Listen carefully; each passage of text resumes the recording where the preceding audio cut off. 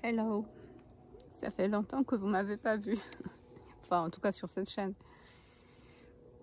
En fait, je me balade dans un endroit magnifique, regardez un peu. Où je suis. Et puis, j'ai vu un petit panneau. Le panneau est un endroit où c'est protégé, il faut pas aller ni avec le chien ni avec le cheval, il faut pas cueillir les fleurs. Et un panneau, interdiction de cueillir quoi que ce soit. Et je me suis dit, ça sert à quoi un panneau comme ça? De toute façon, pourquoi quelqu'un va cueillir des fleurs ou... Et là, je me suis dit, je me rends compte à quel point nous, les humains, mais moi en première, on a l'impression que tout tourne autour de nous. Parce que quand j'étais petite, j'adorais cueillir les fleurs. J'adorais cueillir les fleurs sauvages. J'ai même parfois piqué sur les endroits où c'était interdit, l'espace là où il y a des fleurs publiques.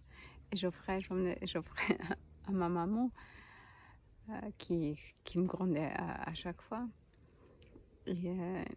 Mais j'adorais ça.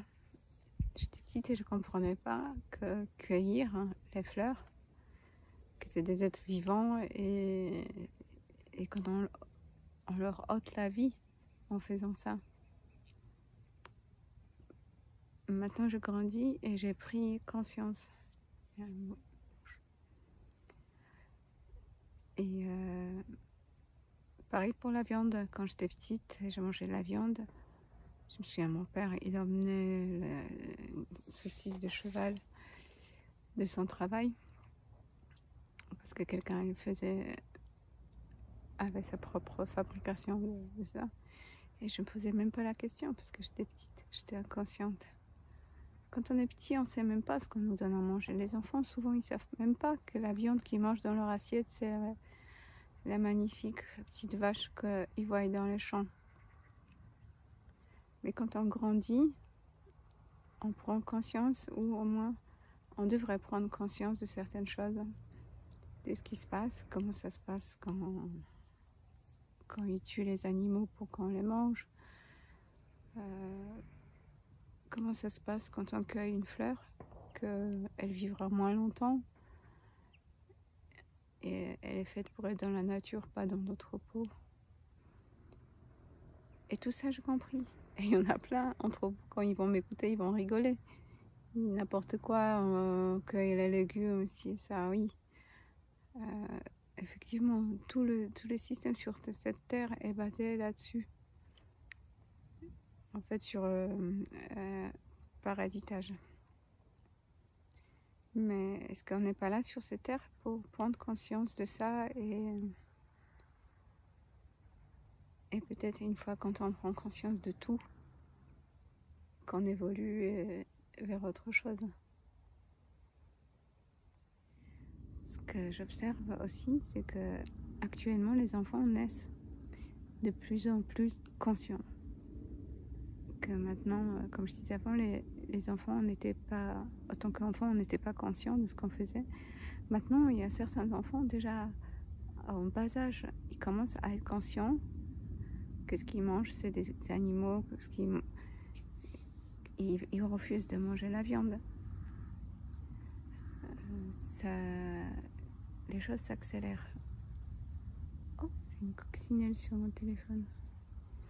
Les choses s'accélèrent, l'évolution des humains s'accélère, de certains humains, parce que des autres, on dirait qu'ils reculent. Ils s'endurcissent dans leurs bêtises et une partie de nouveaux humains, j'ai l'impression, nouveaux humains on dit, plutôt, qui apparaissent sur Terre, que nous on a mis des années pour comprendre certaines choses. Et eux, ils naissent déjà avec ce savoir. Ce que j'ai compris aussi,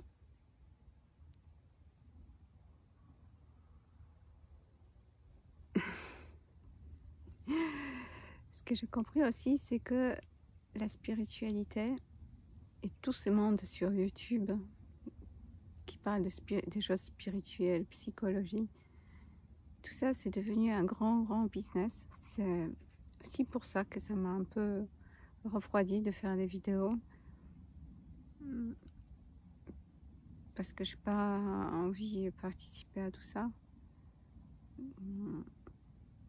Tous ces gens ils sont tous tout d'un coup en contact avec des guides, avec des choses, et puis il y en a qui racontent des cracks, il y en a qui copient les uns sur les autres, et ils veulent tous juste être payés parce qu'ils parlent un peu sur YouTube. Ils veulent vendre tout. Comment on peut vendre l'amour? Comment on peut vendre Jésus a dit, vous avez pris gratuitement, donnez gratuitement. Alors vouloir éveiller les gens en demandant dans l'argent en retour, je comprends pas. Je comprends pas. En fait, à 50 ans, je comprends plus rien.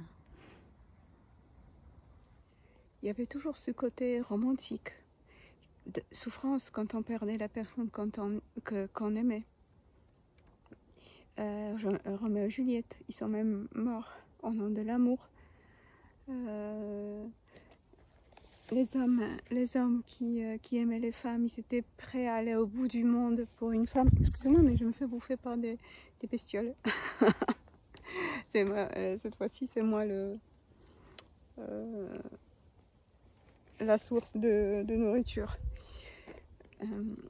Les gens, ils s'aimaient à la folie, et c'était cette personne, c'était celle-là, c'est pas une autre. Et ils étaient prêts à comme je dis, faire tout le tour de la terre, faire plein d'efforts pour cette personne-là.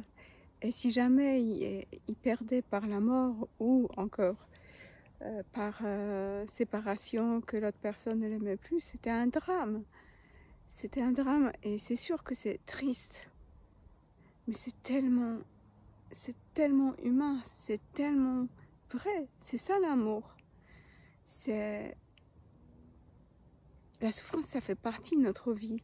La souffrance, ça nous fait évoluer, ça nous fait grandir, ça nous assagit. Et maintenant, avec tous ces nouvelles modes de psychothérapie, psychologie, tout ça, qu'est-ce qu'on nous apprend? Qu'il ne faut pas souffrir.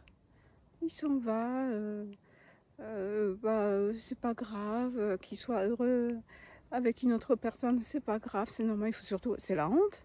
Si vous souffrez, c'est la honte. Bah oui, vous n'êtes pas normal, faible. Je change aujourd'hui, je change demain, je change des partenaires comme des gants, et sans souffrir. Comment c'est possible? Comment? Moi, je peux pas. Je peux pas comprendre ça.